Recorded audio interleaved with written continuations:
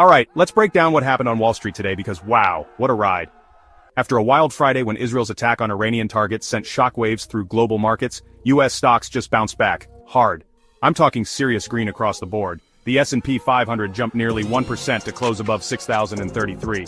The Dow shot up almost 0.9%, finishing above 42,500. And the Nasdaq? It led the pack, up about 1.5%, ending just under 19,700. So what's fueling this sudden optimism? Two words: easing tensions. Over the weekend, investors got some relief as it looked like the Israel-Iran conflict might not spiral out of control. Iran actually signaled it's open to ending hostilities, and even hinted at resuming nuclear talks with the US ready to mediate. That's huge for markets, because the fear was that the fighting could choke off oil supplies through the Strait of Hormuz. With that threat cooling, oil prices actually dropped sharply. US crude fell nearly 2% to hover just above $71 a barrel, after spiking 7% on Friday. Brent crude slid too, settling just above $72. Big change in just 24 hours. And if you're watching gold as a safe haven, it also pulled back 1%, settling around $3,418 an ounce. Now everybody's got their eyes glued to the Fed. The Federal Reserve announces its interest rate decision this Wednesday, and the consensus is no change. Rates have held steady all year after a single cut late last year.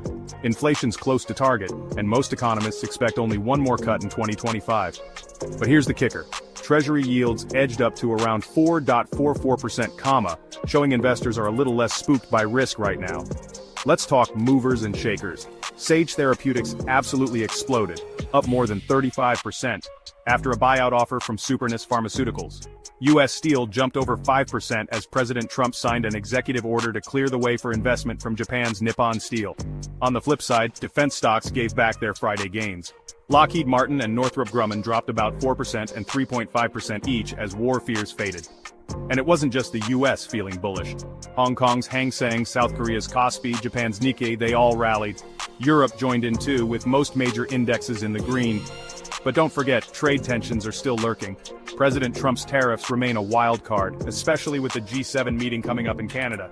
That could stir the pot for global growth and inflation. So, to sum up, markets shook off war jitters, oil and gold cooled off, and now all eyes are on the Fed's next move. Stay tuned, because this week is only just heating up. If you want more real-time breakdowns like this, hit subscribe and let's ride these markets together.